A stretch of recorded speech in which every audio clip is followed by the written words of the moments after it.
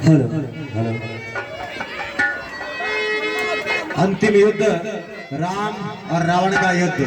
बोले श्यावर रामचंद्र भगवान की जय। नमस्तुभ्यं दशानन रावण। दशरथ नंदन राम महाराज रावण को प्रणाम करता है। अरे ओ राम, तुम निधि से युद्ध करते हो। तुम इस समय अपने दुश्मन के सामने खड़े हो, फिर भी तुमने मुझे एक ब्राह्मण समझकर प्रणाम किया है। तो सुनो राम, मैं भी अपनी समस्त दुश्मनी भुलाकर एक ब्राह्मण होने के नाते तुम्हें आशीर्वाद देता हूं कि जाओ, आज के युद्ध में तुम्हारी विजय होगी। लेकिन राम, इस बात को न सोचना कि हम वो चीज भूल गए हैं कि तुमने आज दिन तक 6 महीने और 18 दिन हमारा युद्ध चला। लेकिन जितने भी दिन हमारा युद्ध चला, उसके बीच जितने भी हमारे राक्षसगण और हमारे योद्धा तुमने मारे हैं, उन योद्धाओं में से मुझे मत समझना। अरे ओ राम, आज तुम्हारा पाला स्वयं लंकाधिपति रावण से पड़ा है। इसलिए हम तुम्हें बता देते हैं कि हम कौन हैं। अरे ईश के 10 शीश मेरे, ईश के 10 शीश मेरे, भुजाएं मेरी 20 है। लंका सी कोट है मेरे, समुद्र सी खाई है। कई लक्ष चौकियां हैं राक्षसों के आन की। कहता है रावण, सुन ले ओ राम, जब तक है जान में जान, तब तक ना दूंगा तुझे जान की जान की है। हे रावण सुन, ईश के 10 शीश तेरे, भुजा तेरी 20, लंका से कोट समुद्र से खाई। जब तक है, जब तक जान न ले लूं तेरी, नहीं लूंगा जान की। अरे तू अजान जाने नहीं, तू अजान जाने नहीं, जान जान की प्यासी है। अरे जब तक ना दे दूं जान, तब तक ना दूंगा जान की है। हे महाराज रावण, आप विश्व विजेता है, आप महान जाता है। आपको इस बात का ज्ञात तो होगा कि इस संसार में 3 प्रकार के व्यक्ति होते हैं। वो कौन कौन से? एक आम रूपी, दूसरा गुलाब रूपी और तीसरा कटर रूपी। इनमें क्या भेद है? इनका भेद इस प्रकार है कि जो आम रूपी होता है वो सिर्फ बोलता है, और जो गुलाब रूपी होता है वो बोलता है और करता भी है। और जो कटर रूपी होता है, जो सिर्फ बड़ी बड़ी बातें करता है, अपनी वीरता का बखान स्वयं करता है, वो कटर रूपी होता है। अरे ओ राम, तो हमें बताइए, क्या इन तीनों पौधों में से हम किस प्रकार के व्यक्ति हैं? हे महाराज रावण, आप गुलाब रूपी व्यक्ति हुए। वो कैसे? क्योंकि आपने जो बोला वो किया, किंतु आप कहते ही कहते हैं, करते कुछ कम।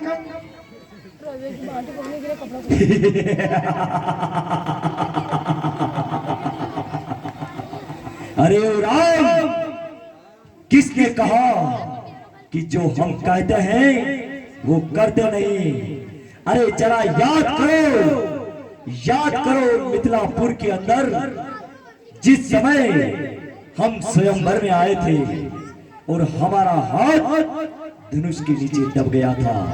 उस समय राम, हमने तुम्हारी मस्तक रेखा देखी थी और तुम्हें बताया था कि अरे ओ राम, राम तुम्हारी बाई प्रकृति पर पिता मरण वनवास लिखा, तुमको एक बार और सीता को 2 बार लिखा। हम इसीलिए कहते हैं हम सीधे गढ़ चले आना, मेरी मोक्ष पितारी सीता को लंका में साथ लेते आना। और जाते समय हमने ये कहा था कि राम शिव धनुष कोई भी तोड़े, सीता से विवाह कोई भी करे, लेकिन ये लंकाधिपति रावण सीता को लंका एक दिन अवश्य दिखाएगा। तो बताओ इस समय सीता कहाँ है?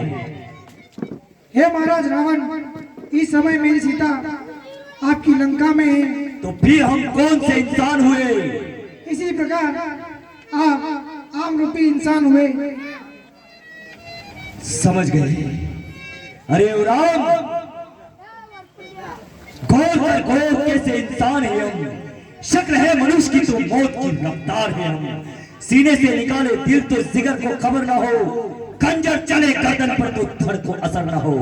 मृग बिस्मिल की तरह तड़पता हुआ लाशा देखे, आंख पत्थर बने और पड़ती हुई लाश तमाशा देखे। आज मेरे हाथों से तुम दोनों भाइयों का वध करके मैं अपनी समस्त कुल के परिवार वालों का बदला अवश्य लूंगा। हे रावण, अपना यह स्वप्न आप कभी पूर्ण नहीं कर सकते, क्योंकि आप एक अधर्मी हो और आपके मन में, आपके हृदय में एक छल कपट छिपा हुआ है, जिससे आपकी यह दुर्दशा हुई है। आप अपने समस्त पूर्वजों, अपने समस्त परिवारजनों को खोकर भी रण में चले आए। राम, अरे ओ राम, हमारी समस्त सेना वीर गति को प्राप्त होने के बाद भी लंकाधिपति रावण अकेला तुम्हारी सेना के लिए काफी है। अरे ओ राम, काल को तो मैंने अपने पलंग के पाए के बांध रखा है। अरे काल मेरा भक्षण नहीं कर सकता, मुझे कोई नहीं मार सकता। अरे काल की आज मजाल नहीं, जो कर जाए अचानक बाल भी बाका। मेरे भुजदंड प्रचंड अखंड, न राकति घोर घमंड किसी का। मान न आए और अपमान करे ये सांग गली का, रोक लो रथ मंडप में रथ रावण लंकापति का। लंकाधिपति रावण को विजय प्राप्त करना कोई सरल बात नहीं है राम। हम स्वयं अकेले तुम्हारी सेना और तुम्हारे लिए काफी है। आज हमारी समस्त प्रजा और समस्त रिश्तेदारों की बदला हम गिन गिन के तुमसे लेंगे। हे रावण, यह रणभूमि में यहाँ प्रश्न भी तीरों से किया जाता है और उत्तर भी तीरों से दिया जाता है। अपने अस्त्र शस्त्र संभालो और हमसे युद्ध करो। अरे ओ राम, मुस्सा पंडित मुस्सा योद्धा, त्रिभुवन में और न कोई दूजा है। कई बार मैंने अपने मस्तक काट के लाश नाम को पूजा है। जब महाकाल स्वयं मेरे नाम से थर्राते हैं, तो तुम दोनों वनवासी किस खैर की मूली हो जाओ युद्ध के लिए तैयार। लंकाधिपति रावण हमेशा युद्ध के लिए तैयार रहता है। हे लंकाधिपति रावण, अपनी वीरता का बखान बंद कर और जल्दी से युद्ध के लिए तैयार हो जा। मैं युद्ध के लिए तैयार हूं।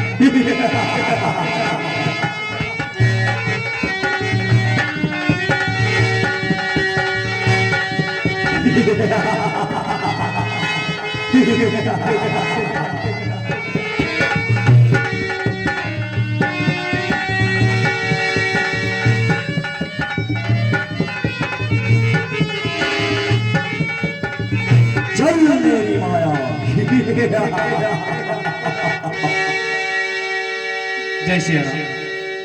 हे प्रभु, आप जिस प्रकार से युद्ध कर रहे हैं और जिस प्रकार से रावण युद्ध कर रहा है, तो ये युद्ध सदियों तक चलता चलेगा, रावण का अंत नहीं होगा।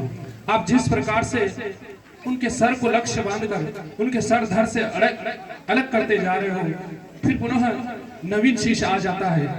हे प्रभु, महाराज लंकेश को एक वरदान प्राप्त है जो महाराज रावण, कुंभकर्ण और मेरे अलावा लंका में कोई नहीं जानता। सो भैया कुंभकर्ण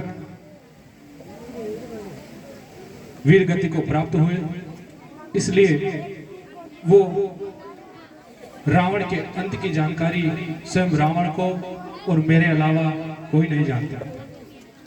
हे महाराज विभीषण, आप यह बात सत्य कह रहे हैं। जब जब मैं इस दुष्ट का सर काटूं, एक नया सर दिख जाता है।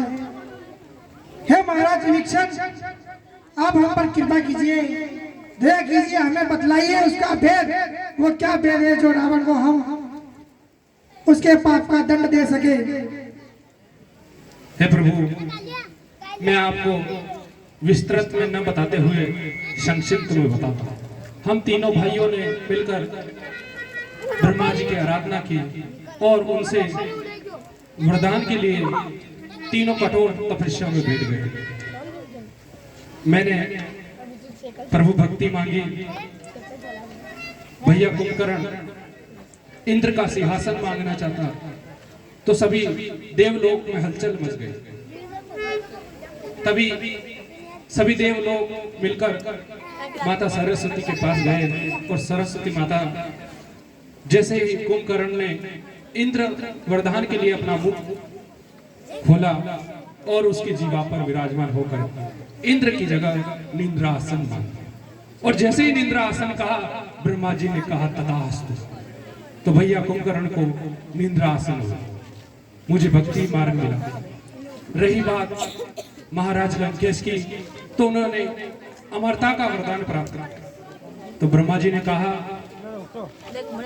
अमरता का वरदान देवताओं को भी प्राप्त नहीं है, तो तुम तो एक असुर हो। जिसने जीवन लिया उसका मरण सत्य है, और ये विधि का विधान है, जो उत्पन्न हुआ उसको एक दिन नष्ट जरूर होगा। बहुत समझाया। फिर महाराज रावण ने कहा कि हे ब्रह्मदेव, मुझे ऐसा वरदान दीजिए या मुझे ऐसी शक्ति दीजिए कि मैं तीनों लोकों में मेरा कोई सामना न करे, न मैं जल में मरूं, न वायु में मरूं, मेरा कोई वध न करे। ब्रह्मा जी चिंतित हो गए। उन्होंने कहा, अगर इसे वरदान दे दिया, अमरता का वरदान दे दिया, तो ये अमर हो जाएगा और सृष्टि का विनाश कर देगा। तो फिर रावण से कहा कि हे रावण, तुम बलशाली हो, तुम्हारा न कोई देव वध कर सकता, कोई दानव वध कर सकता, तुम्हारा वध केवल एक मानव करेगा। तो जैसे ही रावण ने मानव का नाम सुना, तो वो हंसी से झूम उठा, उसकी मति घूम गई और उसे अपनी बुद्धि पर घमंड हो गया कि जब मेरे को देवता, नागलोक, पाताल लोक, तीनों लोक में मेरा सामना कोई नहीं करेगा, तो एक तुच्छ मानव क्या करेगा। और ब्रह्मा जी ने कहा कि तुम्हें ये वरदान प्रदान करूं, तो रावण ने हंसते हंसते कह दिया जी, और तथास्तु करके उसे अमरता का वरदान। हे प्रभु, वो अमरता उस दुष्ट रावण के नाभि में है, और जब तक उसकी नाभि में अमृत है तब तक वो जीवित रहेगा। हे प्रभु, आपके दिव्य अस्त्रों में अगर ऐसा कोई अस्त्र है कि उसकी नाभि में जो अमरता है, अगर उसे सुखा दे, विभीषण, आज तू मेरे हाथ से नहीं बच सकता। नहीं नहीं रावण, महाराज विभीषण हमारी शरण में है, और जब तक ये हमारी शरण में रहेंगे तुम इसका कुछ नहीं कर सकते। विभीषण, सोच लो रावण, आज ग्वालियर संभाग से हम उज्जैन संभाग से आ गए। विभीषण, आज तूने सत्य कर दिया कि घर का भेदी लंका ढाए। आज तुमने सत्य कर दिया। अरे विभीषण, तूने जरा भी नहीं सोचा कि तुम्हारा भाई आज दुश्मन की सेना के सामने अकेला खड़ा है, फिर भी तुमने एक गुप्त रहस्यमयी बात थी वो भी दुश्मन को बता दी। खैर कोई बात नहीं, हमारा तो जो होगा सो जमाना भी देखेगा, लेकिन जीवन में आने वाले समय में कोई भी मनुष्य जब अपने कोई दो बेटे होंगे तो विभीषण नाम किसी का नहीं रखेगा, क्योंकि घर का भेदी लंका ढाए। अरे ओ राम, हो जाओ युद्ध के लिए तैयार। हम जानते हैं कि आज हमारा भाई तुम्हारे साथ ना होता तो तुम दोनों वनवासियों को मुझे अभी तक इंतजार न करना पड़ता, तुम दोनों कभी तक के वीर गति को प्राप्त हो गए होते। हो जाओ युद्ध के लिए तैयार। महाराज रावण, अब आप अपनी इस दुष्टता और अधर्म का दंड भोगने के लिए युद्ध के लिए हम तैयार हैं। ना कहो राम कि तैयार हो जाओ युद्ध के लिए तैयार।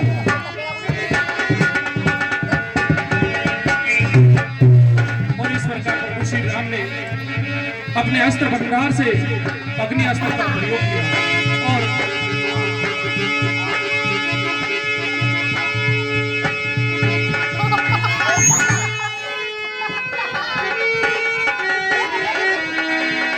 तो भेदभाव जवाब देंगे तुम।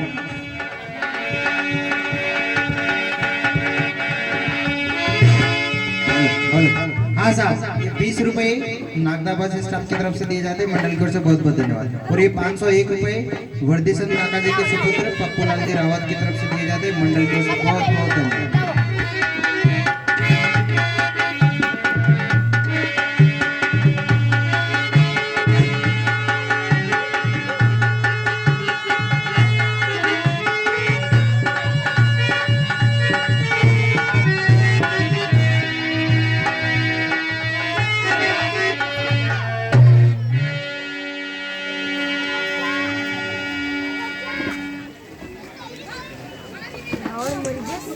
जय श्री राम।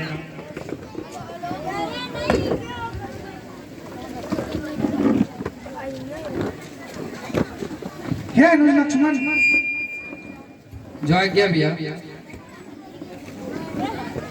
लंकापति रावण एक बहुत ही विशेष प्रकार के ज्ञाता थे। सारे वेदों का पाठन इन्होंने कर रखा था। राजनीति, रणनीति, इनके बारे में ये परिपूर्ण थे। इसलिए आप जाइए और इनसे कुछ शिक्षा लीजिए। जय क्या भैया।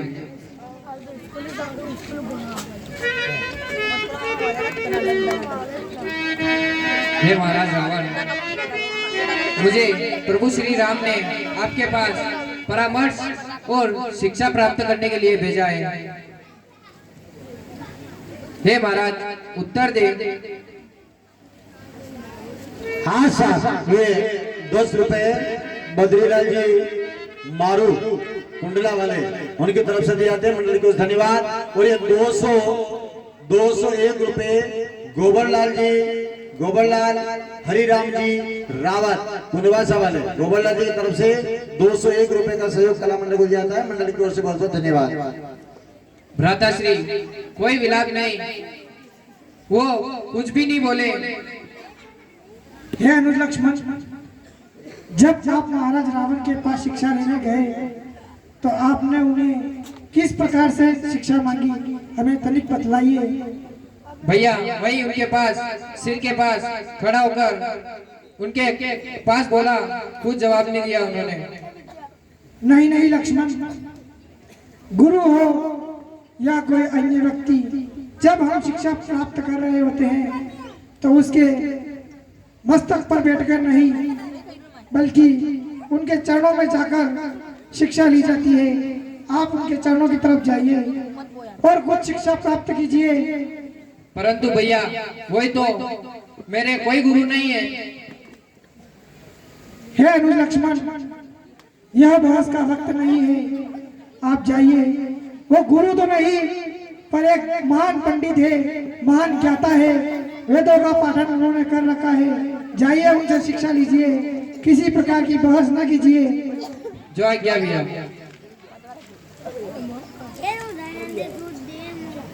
प्रणाम महाराज रावण। कौन? मैं लक्ष्मण। लक्ष्मण?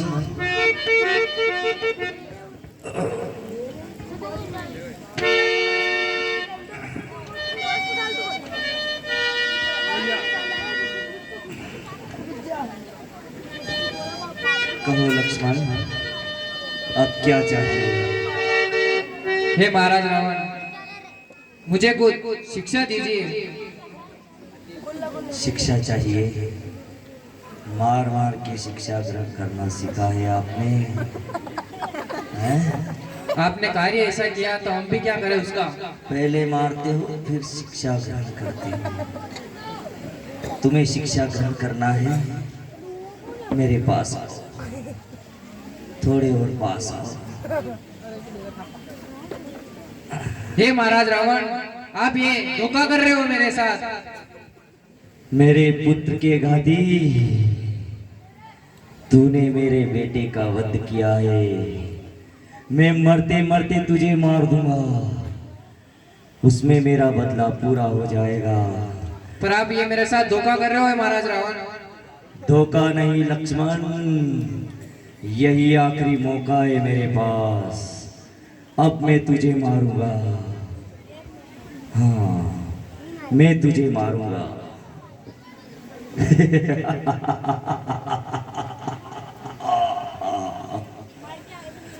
लक्ष्मण, राजनीति का यही पहला अंग है। मेरे हाथ से धनुष बाण अपने हाथ में ले लो। दुश्मन चाहे मौत की गोद में सो रहा हो, लेकिन उससे 10 कदम दूर खड़े रहकर बात करना, यही सबसे बड़ी राजनीति है। हो सकता है मैं तो मर रहा हूँ, मरते मरते मैं तुम्हें भी मार सकता हूँ, लेकिन नहीं, तुम्हें राजनीति सीखना है। तुम्हारे भाई राजनीति में परिपूर्ण है, फिर उन्होंने मेरे पास क्यों भेजा? खैर कोई बात नहीं, हम तुम्हें राजनीति सिखाते हैं। लक्ष्मण, राजनीति 4 प्रकार की होती है: शाम, दाम, दंड और भेद। शाम, दाम, दंड और भेद, ये 4 प्रकार की नीति होती है। इसी से राजा अपना राज्य चलाता है।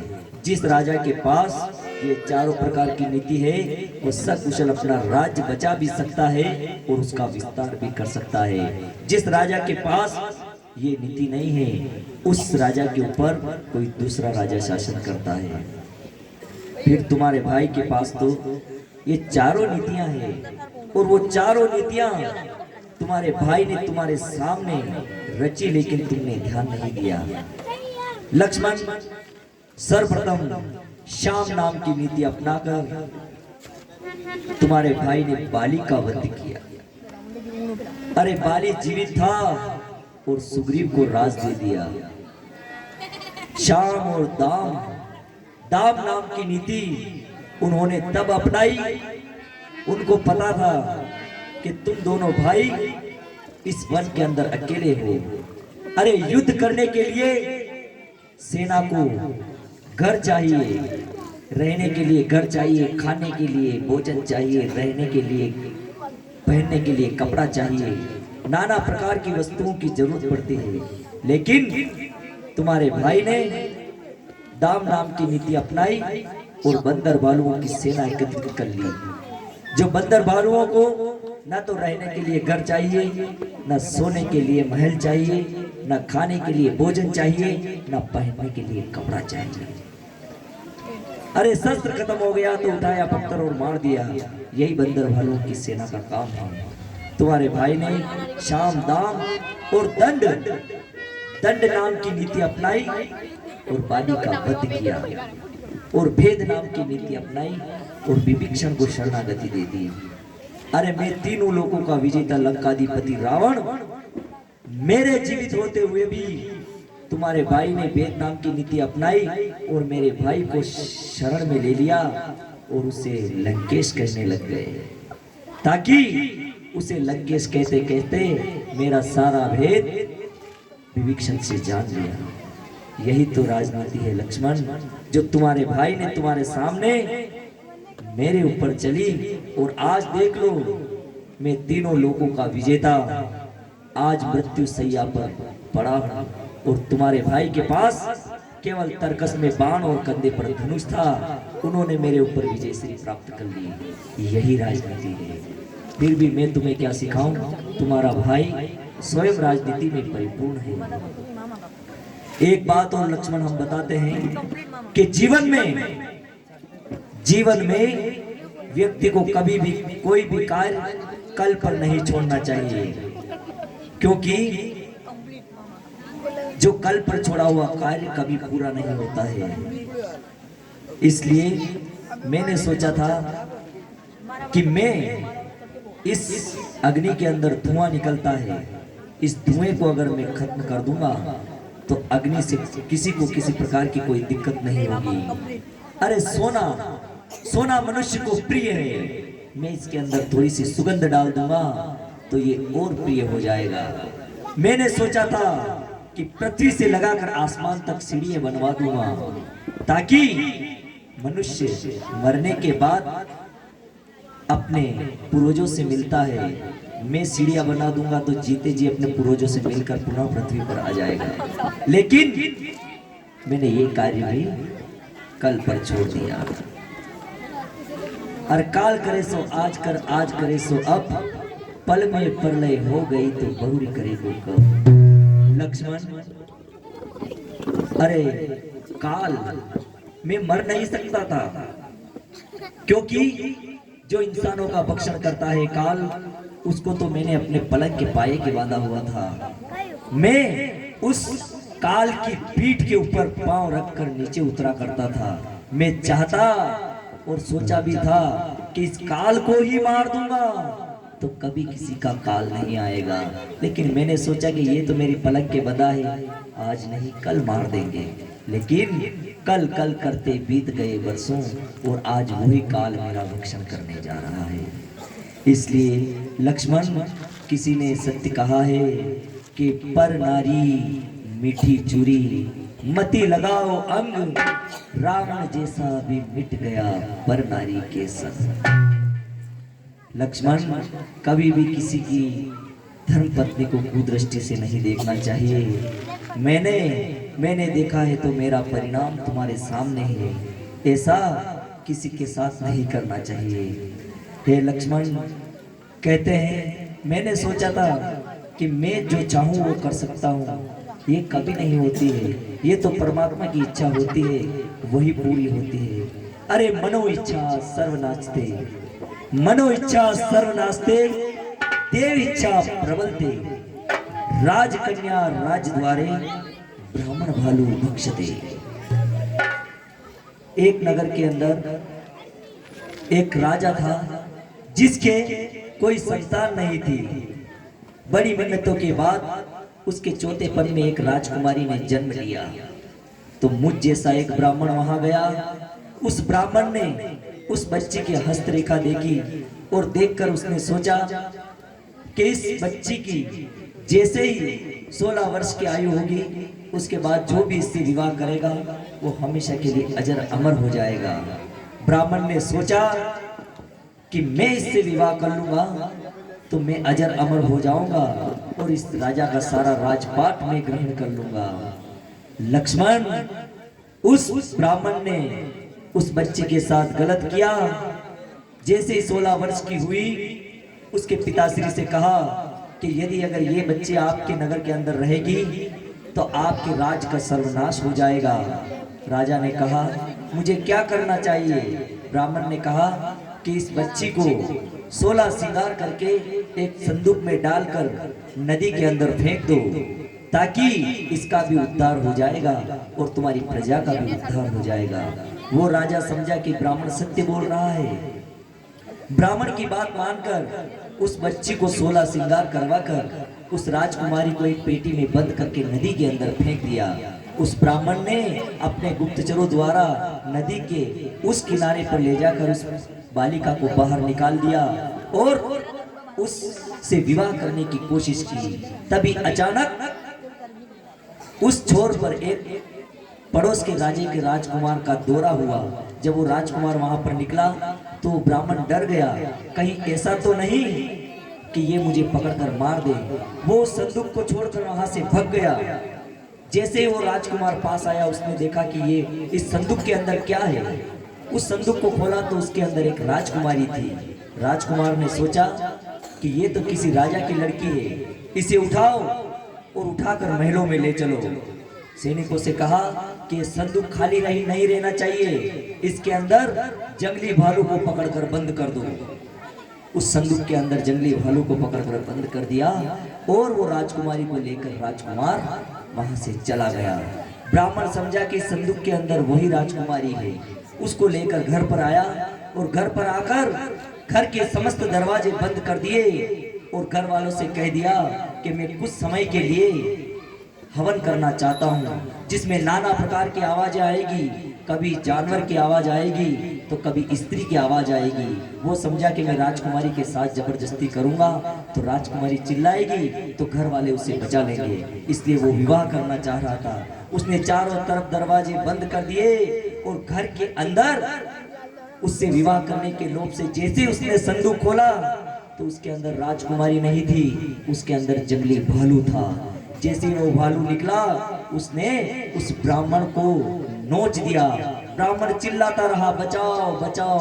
उसके घर वाले सब सुनते रहे, लेकिन घर वालों ने सोचा कि ब्राह्मण देवता ने मना किया है, वो हवन कर रहे हैं, कोई बचाने नहीं आया। लेकिन उस भालू ने उसके शरीर के चितड़े उड़ा दिए और दरवाजा तोड़कर बाहर भाग गया। मरते मरते उस ब्राह्मण ने अपने खून से कांच की खिड़की पर लिखा, मनो इच्छा सर्वनास्ते देव इच्छा प्रबलते, राजकन्या राजद्वारे ब्राह्मण भालू बख्शते। मन की इच्छा करने से कुछ नहीं होता है, होता वही है जो परमात्मा चाहता है। ईश्वर जो चाहता है वही होता है, अपने कहने से कुछ नहीं होता है। मैंने सोचा था कि मैं राजकुमारी से विवाह कर लूं, लेकिन नहीं कर पाया। आज यही भालू मुझे खा रहा है। लक्ष्मण, इसलिए जो परमात्मा है वो इंसान को पैदा करता है, उसी दिन उसका मरण अवश्य लिख देता है कि वो किस कारण से मरेगा। खैर छोड़ो लक्ष्मण, तुम्हारे भाई राम हर विद्या में निपुण है। जाओ, जाकर तुम्हारे भाई राम को भेज दो। उनके तीखे तीर अब मुझे ज्यादा देर जीवित नहीं छोड़ेंगे। अब मैं उनके धाम को जाना चाहता हूँ। जो आज्ञा भेजो राम। बोले श्याम रामचंद्र भगवान की आशा। ये 51 रुपये सेल और भूमिका सेल दोनों भाई बहन श्याम जी सेन के पुत्र पुत्री जगह होते हैं, धन्यवाद। और ये 101 रुपये बबलू रावत परशुराम जी रावत, बबलू रावत परशुराम जी बैरागी, बबलू रावत परशुराम जी बैरागी दोनों की तरफ से 101 रुपए होते हैं, मंडली की ओर से धन्यवाद। और 101 रुपए किसी सज्जन की तरफ से गुप्त दान होते हैं, कला मंडल की ओर से बहुत बहुत धन्यवाद। वो कह रहे हैं भाई जल्दी करो रावण को। राम जल्दी तो करेंगे, लेकिन अभी हमने बताया है कि ये राजनीति है, मरते मरते किसी को भी मार सकते हैं। अब बोलो किसको जल्दी है, बताओ किसे जल्दी है। राम हम ये चाहते हैं कि जितने भी हमारे कुटुंब परिवार के मरे हैं वो समस्त तुम्हारे धाम को जाए। तथामस्तु महाराज रावण। एक बार जितने भी लोग यहाँ पर विराजमान हैं, समस्त मेरे साथ में जोरदार ताली बजाकर जयकारा करेंगे। मंच वाले भी बोले, मंच वाले भी बोलेंगे, बैठे हैं वो भी बोलेंगे, पीछे खड़े हैं वो भी बोलेंगे, जो रोड पर खड़े हैं वो भी बोलेंगे। क्योंकि मैंने जीवन में कभी राम को प्रभु नहीं कहा, मैंने कभी वनवासी कहा तो वन वन भटकता वनवासी कहा। एक बार जोरदार ताली बजाकर जयकारा करेंगे, बोले रामचंद्र भगवान की।